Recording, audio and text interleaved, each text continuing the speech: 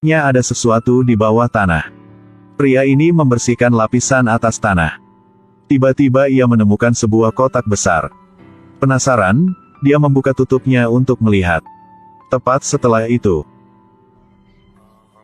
dia pikir dia pusing.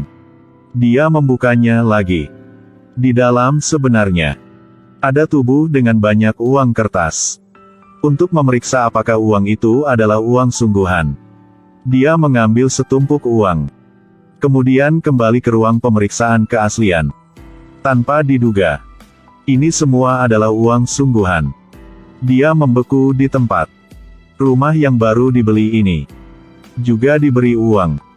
Lalu, dia pergi ke halaman belakang lagi. Gali semua uang itu. Dia menumpuk uang di tumpukan. Untuk memasuki rumah, dia menghitung sedikit.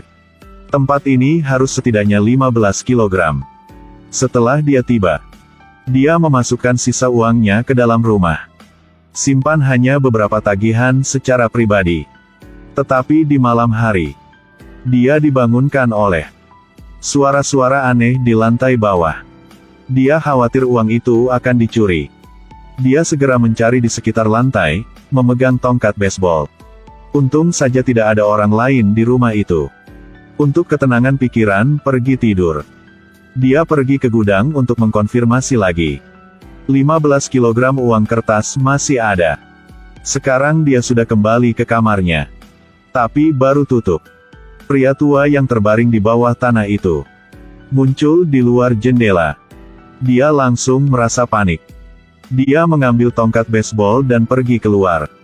Dia pikir seseorang sedang mencoba mengolok-oloknya. Namun, ketika dia menggali peti mati di tanah lagi, pria itu masih terbaring di dalam. Dia bingung. Dia mulai memeriksa detak jantung dan pernapasannya. Setelah memastikan bahwa dia memang mati, dia hanya merasa lebih aman. Keesokan harinya ketika dia bangun, dia melihat tubuhnya tertutup lumpur. Dan dia tidak ingat bagaimana dia sampai di rumah tadi malam. Setelah itu, dia buru-buru mandi dan siap berangkat kerja. Karena tadi malam menyebabkan dia kehilangan tidur malam yang nyenyak. Setelah bekerja, dia menemukan ember untuk bercerita. Tapi masih belum bisa kasih alasannya. Karena di dalam rumah ada uang dan tubuh. Dia khawatir setelah ember mengetahui bahwa itu akan merugikan dirinya. Dia buru-buru membayar untuk meninggalkan tempat ini. Tetapi setelah dia kembali, hal yang dia khawatirkan juga terjadi. Dia baru saja pulang. Di lantai, dia melihat jejak kaki orang asing. Dia membandingkan kakinya, yang panjangnya 50 cm. Jelas bukan jejak kakinya. Saat ini, dia tiba-tiba teringat uang kertas di gudang. Dia segera datang untuk memeriksa. Untung masih ada uangnya. Belum dicuri. Setelah keluar kamar, dia mulai membersihkan jejak kaki di lantai. Kemudian dia mengganti pakaiannya dan bersiap untuk mandi. Tetapi begitu dia berbalik, pakaian yang dia gantung mengejutkannya. Aku mencintaimu. Saat ini, suara datang dari luar jendela. Dia dengan sifat curiga mengambil pisau dan bergegas keluar. Tapi tidak ada apa-apa di luar. Dia berpikir lagi. Sejak mengambil uang dari orang tua itu, hal-hal aneh terus terjadi. Dia sangat pemalu. Dia segera berlari ke kamarnya, memutuskan untuk membawa uang itu kembali ke tempat lama. Lanjutkan, paku peti mati. Kemudian, dia pergi ke gudang untuk memeriksa. Tiba-tiba, dia menemukan bahwa masih ada pintu di belakang. Tetapi ketika dia memecahkan kunci dengan bor listrik, pintu masih tidak bisa dibuka. Dia pikir ini adalah pintu rahasia. Pasti terkait dengan tubuh lain. Jadi dia pergi ke sana. Setelah mencungkil kuku, tahan bau, untuk menguji pria itu, dia menahan napas. Tetapi dia hanya menemukan dompet dan satu set kunci. Setelah itu, dia baru kembali ke kamarnya untuk beristirahat. Tidak berharap, pria itu muncul lagi. Hai! Dia kaget bangun. Syukurlah itu hanya mimpi. Tetapi ketika dia duduk, sebuah tangan muncul dari bawah tempat tidur. Dia bangun. Sepertinya mimpi lain. Dan tidak ada seorang pun di bawah tempat tidur. Ini benar-benar membuatnya marah. Untuk mencari tahu siapa yang mencoba mengolok-oloknya, dia membuka peti mati itu lagi. Mengambil uang dari itu. Setelah itu, dia pergi ke toko untuk membeli perlengkapan lighting dan kamera.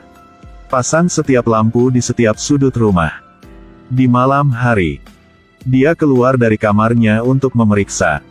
Baru menyalakan lampu, rumah langsung menyala. Bertindak seperti serigala.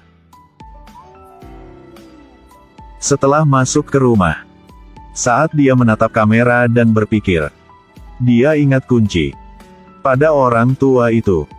Dia segera pergi ke gudang. Gunakan kuncinya untuk membuka pintu rahasia. Lalu dia menyalakan senter. Masuk ke dalam untuk melihat-lihat. Tidak menyangka ada begitu banyak tas di sana. Banyak mayat. Dia sangat terkejut. Apakah lelaki tua itu seorang co-killer? Dia ragu apakah akan memanggil polisi atau tidak. Tapi setelah memikirkan jumlah uang kertas, dia menyerah pada pemikiran itu. Setelah ia tertidur, sosok lelaki tua itu kembali muncul di depan kamera. Lonceng alarm segera berbunyi. Ketika dia melihat itu, dia dengan cepat pergi ke layar untuk memeriksanya satu persatu. Tapi dia tidak bisa melihat dengan jelas. Lalu terdengar suara guntur. Kekuatannya hilang. Setelah kekuasaan, lelaki tua di kamera menggedor pintu dengan kepalanya. Setelah lelaki tua itu menyadari dia sedang menatapnya, dia segera memasang wajah imut untuk menggodanya. Dia marah, memegang tongkat baseball. Segera kejar. Tapi ketika dia sampai di pintu, dia ditusuk di kaki oleh sesuatu. Dia pergi ke peti mati. Halo tubuh orang tua. Dia pikir dia masih hidup. Dan mencoba mengolok-oloknya. Seperti itu. Dia mengutuk sepanjang malam. Ketika dia bangun, dia menemukan dirinya dan lelaki tua itu tidur bersama. Sudah waktunya baginya untuk pergi bekerja. Dia belum sempat mandi. Dia kembali ke kamarnya. Setelah berganti pakaian, dia bergegas ke mobil.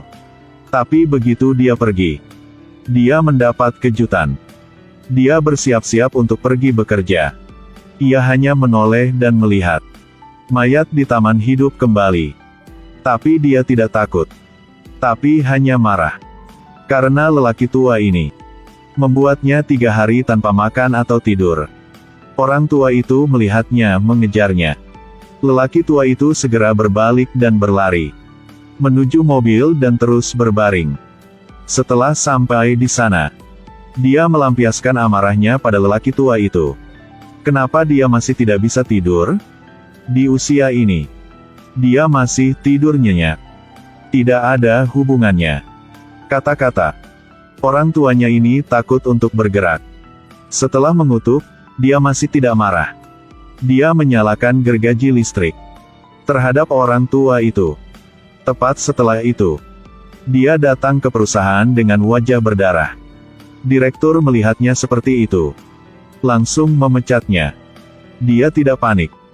Sebelum dia pergi, dia mengejek sutradara. Dia pikir dia memiliki 15 kg uang kertas. Memukulinya sampai mati tidak berhasil untuknya. Begitu saja. Dia melepas pakaiannya dan segera kembali ke rumah. Tapi ketika sampai di rumah, dia melihat manajer real estate pergi ke halaman belakangnya. Dia tidak punya waktu untuk menjelaskan. Dia menatap mayat itu dan mengeluarkan teleponnya untuk memanggil polisi. Tidak ada jalan lain. Dia harus menggunakan palu untuk membunuh orang tua itu. Lalu sembunyikan tubuh lelaki tua itu dan orang tadi di ruang rahasia. Setiap malam, dia hanya berbaring. Tanpa diduga, tiba-tiba alarm berbunyi. Dia pergi ke depan layar untuk melihatnya. Tampaknya orang tua itu hampir pingsan. Dia bersembunyi di sudut bersiap untuk menyelinap menyerang. Tapi dia tidak tahu itu. Apa yang baru saja ia lihat adalah ilusi. Dan orang yang ada di kamera adalah sahabatnya Ember. Tapi dia tidak peduli lagi. Dia pikir, Ember ingin mencuri uangnya. Setelah mendorongnya ke bawah, dia menikam Ember dengan bor listrik. Dan begitu saja, ruang rahasia itu memiliki tubuh lain. Pada titik ini dia dalam keadaan gila. Dia pergi ke halaman belakang untuk mengambil uang kertas dan membawanya ke dalam rumah. Di hari-hari berikutnya, setiap hari dia dalam keadaan ketakutan bahwa seseorang akan mencuri uangnya. Jika ia lapar, cium uangnya. Mainkan Go dengan uang agar tidak bosan. Jika ia lelah, ia akan tidur di atas tumpukan uang. Tidak lama kemudian, terdengar ketukan pintu dari luar. Ketika dia membuka pintu, dia melihat pacar putrinya datang untuk menemukannya. Tapi masih belum bertanya dengan jelas. Dia memukuli orang itu. Segera bunuh dia. Lalu sisihkan dia. Dikemas dalam tas. Tepat setelah itu, putrinya melihat pacarnya tidak kembali. Jadi dia kembali ke sini. Untungnya setelah dia melihat putrinya, dia tidak menembak.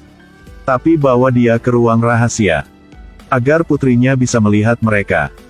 Setelah itu tetapi ketika gadis itu tidak mengambil tindakan pencegahan, dia memukulnya dari belakang sampai dia bangun. Dia melihat ayahnya yang gila. Dia memegang pisau di depannya. Dia menangis dan memohon ayahnya untuk memaafkannya. Dia adalah putrinya. Namun yang mengejutkan, tangisan putrinya membangunkannya.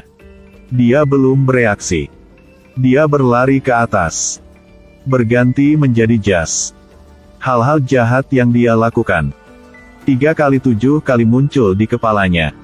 Untuk membebaskan dirinya, dia membawa uang itu ke halaman belakang.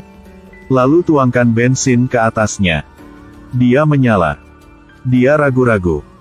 Tapi pada akhirnya, dia memilih tetap di dalam kotak. Selamanya berbaring di samping uang itu. Dengan aliran air hujan, kotak itu tertutup oleh bumi. Diam-diam menunggu orang berikutnya. Ceritanya masih perlu dilanjutkan. Mari kita lihat siapa yang bisa menahan godaan ini. Oke. Jika Anda menghadapi uang ini, bagaimana Anda